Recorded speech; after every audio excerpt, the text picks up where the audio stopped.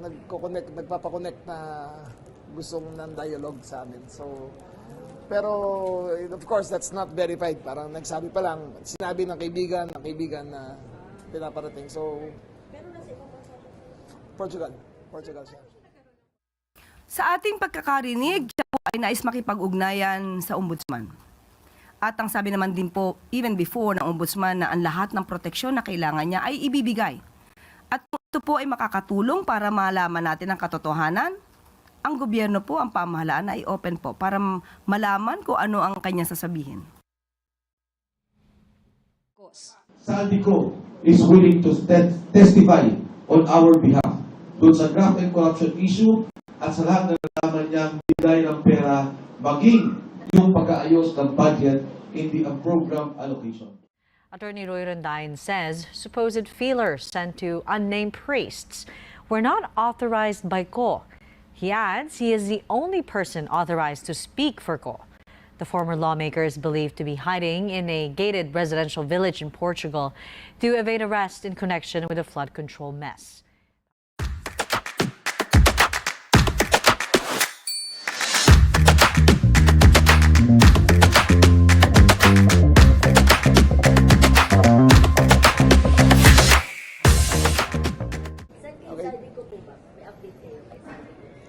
Meron na siyang feelers na through sa mga ibang pare na kilala niya.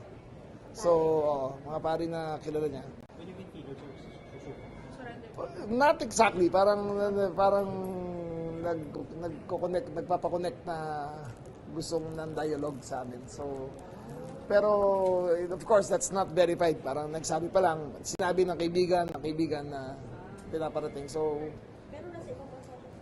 Portugal siya. Dati kasi, ang Portugal ay may golden visa program. So, mag-invest ka ng so many $100,000, bibili ka ng bahay. After so many years, bibigyan ka ng passport. Una visa, tapos passport. So, ang batas ng Portugal, if the act was committed before the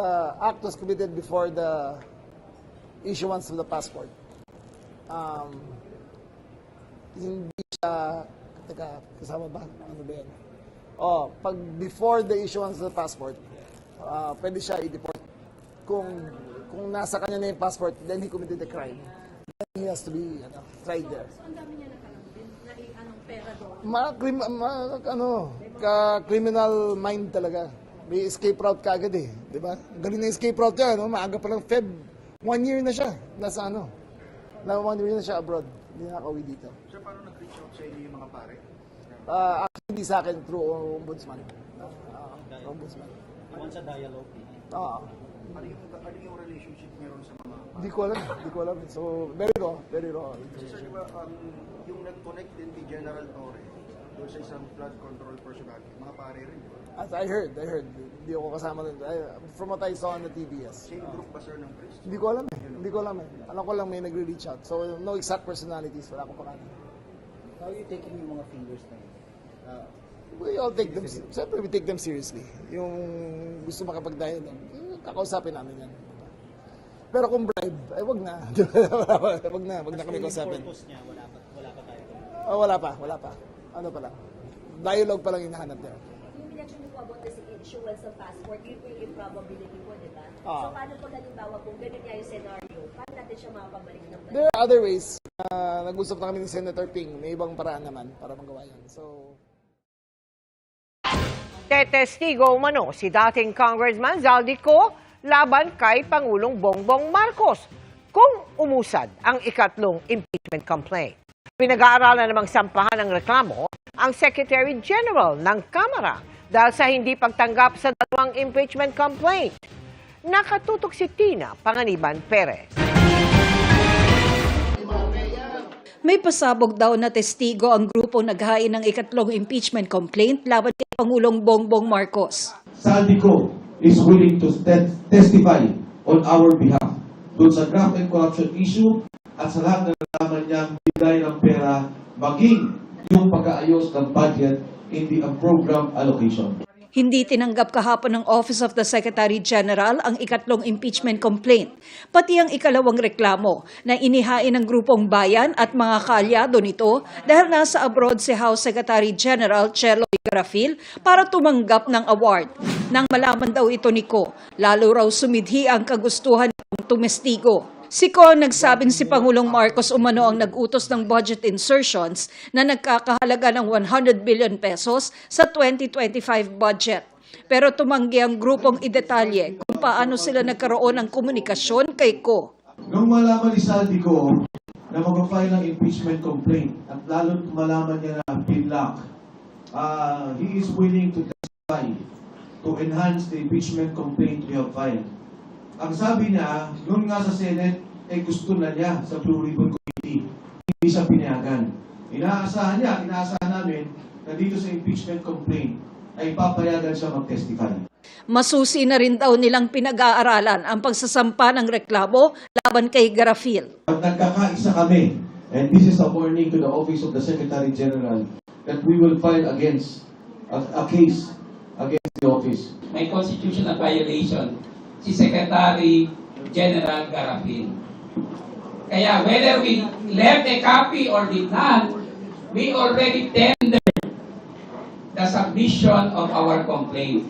Now the ball is in the hands of Garafil, and we will file charges against her. Sa ngayon, iisang impeachment complaint pa lang laban sa Pangulo ang opisyal na natanggap ng Office of the Secretary General at na-transmit na sa Office of the Speaker.